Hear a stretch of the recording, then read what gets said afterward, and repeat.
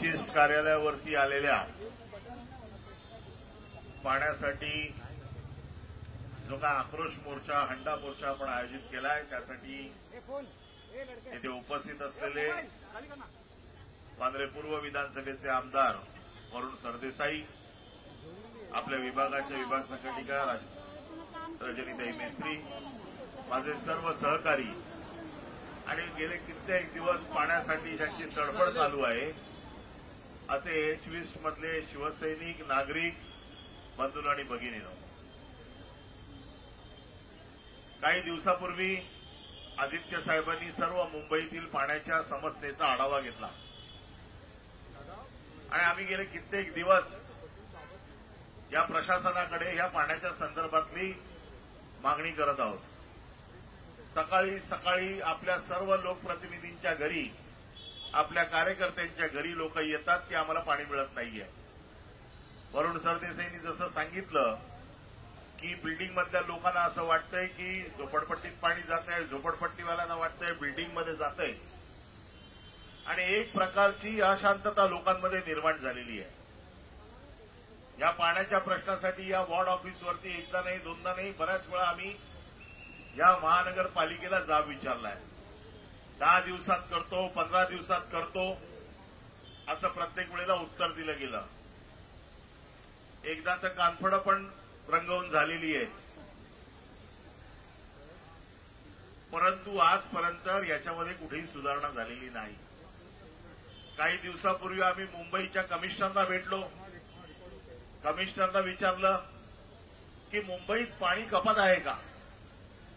त्यांनी सांगितलं मुंबईत पाणी कपात नाही.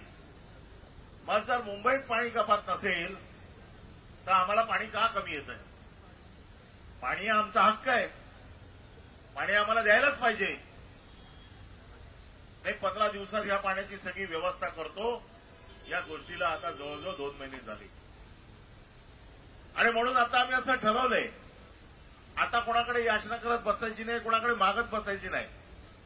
आज एप्रिलमध्ये पाण्याची ही परिस्थिती आहे, पुढे अजून मे जायचं आहे. पूर्वी 7 जूनला पाऊस पडायचा, 7 जूनला पाऊस पडायचा, आता पाऊस जुलैपर्यंत पडत नाही, ऑगस्टपर्यंत पडत नाही. त्याच्यामुळे पाण्याची ही समस्या अजून बिकट होणार आहे. त्यामुळे ह्या पाण्याच्या बाबतीमध्ये शिवसेनेचे पक्षप्रमुख आणि युवासेना प्रमुख आदित्य ठाकरे यांनी आम्हाला सगळ्याला आदेश दिला की आता यांच्याकडे भीक मागत बसण्याची गरज नाही, आपल्याला रस्त्यावरती लोकांसाठी उतरावं लागेल. आणि तुम्हाला माहिती आहे शिवसेनेचं टप्प्याटप्प्याने आंदोलन असतं. आज आपण फक्त उतरलोय, आज त्यांना हे सांगतोय की जर पाण्याची व्यवस्था झाली नाही, हा हंडा असाच रिकामा राहिला तर हा हंडा एक दिवस कोणाच्या तरी डोक्यात आपटावा लागेल, याची काळजी तुम्हाला घ्यावी लागेल. आणि मी तर आता सांगतोच आहे, जर आता पाणी आलं नाही, या अधिकाऱ्यांच्या घरी ज्यांच्या घरी पाणी व्यवस्थित जातंय ना, यांची पहिली पाण्याची लाईन कापून टाकूया आपण. काय होतील त्या केसेस होतील. आणि पोलिसांना तर मी पहिलं सांगतोय, अरे युद्ध असल्यासारखे तुम्ही आमच्या भोवती इथे घेराव घालून बसलेले आहे, काय अतिरेकी आलेत का इकडे? आणि तुम्हाला तर आम्हाला नोटीस देताना लाज वाटली पाहिजे, कारण तुमच्या घरच्या पाण्यासाठी पण आम्ही लढतोय. या मध्ये पोलिसांची कॉलनी आहे. उद्या तुमच्या घरचं पाणी झालं तर तुम्ही आमच्याचकडे येणार आहे, तेव्हा तुम्हाला दुसरा कोण वाली नाहीये. त्यामुळे जरी वरिष्ठांचे आदेश असतील तरी थोडं सबुरीने घ्या, नाहीतर तुमचे पण पाण्याचे पाईप एक दिवस कापावे लागतील आम्हाला.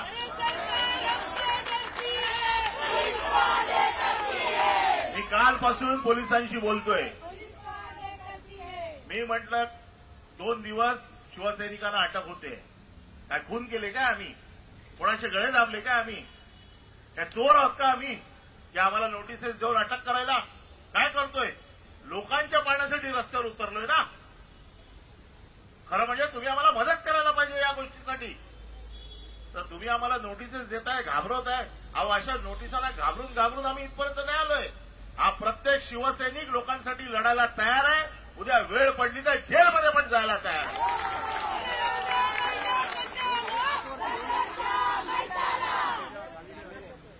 म्हणून मी पोलिसांना सांगतोय की कृपया लोकांच्या प्रश्नासाठी ज्या वेळेला एखादं आंदोलन होतं त्यावेळेला थोडं सबुरीने घ्यायला पाहिजे. चुकून देखील हा प्रयत्न करू नका. आम्ही काही इकडे काही अतिरेकी नाही आहोत. इथे काय आम्ही गुंड म्हणून आलेलो नाही आहोत. एक राजकीय पक्षाचे कार्यकर्ते म्हणून तुमचा आणि आमचा दोघांचा प्रश्न सोडवायला आलेलो आहोत. त्यामुळे ज्यांना ज्यांना नोटिसेस दिलेल्या आहेत कोणी काही काळजी करायचं कारण नाही. पूर्ण शिवसेना तुमच्या पाठीशी उभी आहे. कोणाच्याही केसाला धक्का लागणार नाही. परंतु लोकांच्या प्रश्नासाठी दररोज आपल्याला रस्त्यावरती उतरावंच लागेल. आज ह्या पूर्ण एच ईस्टमध्ये खड्ड्यांची परिस्थिती काय? आज तुम्ही बघताय सगळे रस्ते खणून ठेवलेले आहेत. म्हाताऱ्या माणसांना रस्त्यावर चालता येत नाहीये. 1600 कोटीचं रस्त्यांचं टेंडर काढलं गेलं. निवडणुकीच्या अगोदर पैसे मिळायला पाहिजे म्हणून थोडा अॅडव्हान्स दिला आणि त्याच्यातनं या सगळ्या हरामखोर लोकांनी स्वतःचं कमिशन काढून घेतलं आणि त्याच्यावरती निवडणुका लढले. आज त्या पैशाच्या जोरावरती जिंकले आणि आता पैसे द्यायला घंटा त्यांचे घंटा हलवत बसले. पैसे नाहीयेत तिजोरीमध्ये.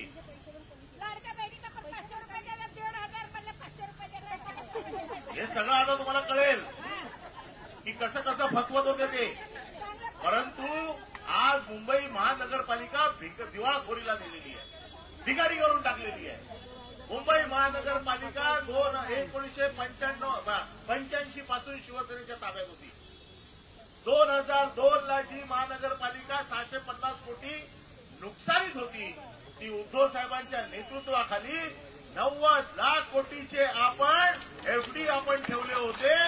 ते देखील ह्या हरामखोर लोकांनी एफडी तोडून खाल्ले.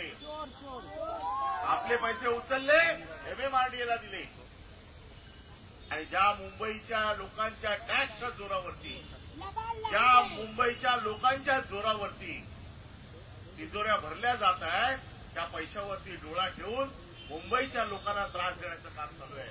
पाणी नाही, रस्ते नाहीत, या सगळ्याला नाले सफाई नाहीये. पूर्वी ज्या वेळेला शिवसेनेची सत्ता होती शिवसेनेचा कार्यकर्ता हा नाले सफाईवरती आजही लक्ष ठेवून आहे. त्यांचं लक्ष नसलं तरी पण शाखेच्या बाहेर आम्ही बोर्ड लावायचो की नाले सफाईच्या संदर्भात काही तक्रारी असतील तर करा. त्याचं कारण असं होतं आपला हक्काचा नगरसेवक तिकडे होता. गेले 3 वर्ष या लोकांनी नगरसेवकांची निवडणूक घेतलेली नाहीये. आणि तुमची केंद्रात सत्ता आहे, तुमची राज्यात सत्ता आहे, मग घाबरता कशाला निवडणुका घ्यायला? एकदा होऊनच जाऊ दे त्याचा फैसला.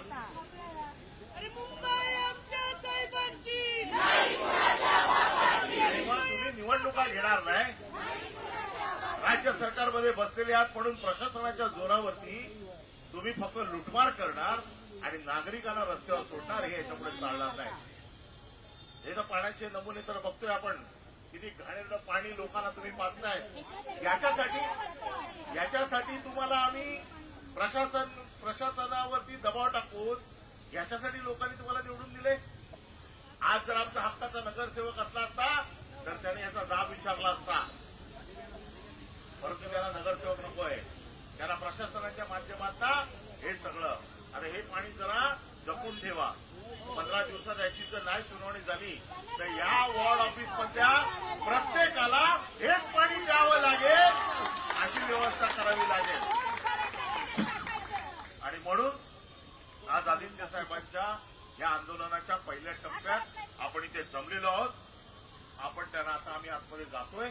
आम्ही त्यांना जो काही इशारा द्यायचा तो देतो. परंतु जर त्याच्यात सुधारणा झाली नाही तर आता हे मोर्चे बिर्चे नाही, आता डायरेक्ट ऍक्शन.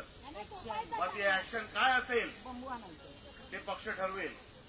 आणि मला एक गोष्ट नक्की माहिती आहे, गेल्या इतक्या वर्षाचा शिवसैनिक म्हणून एकदा शिवसेनेने ठरवलं ऍक्शन म्हणजे ऍक्शन. त्याची रिॲक्शन काही आली तरी चालेल.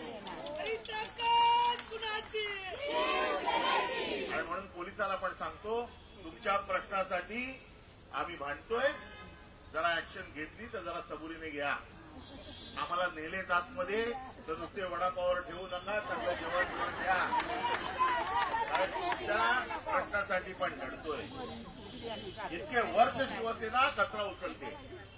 शिवसेनेचा नगरसेवक सकाळी राऊंड मारतो, चौकीला जातो, बघतो विभागातला कचरा उचलला जातोय की नाही. आता पैसे संपले आहेत. आता कचऱ्यावरती कर लावलाय.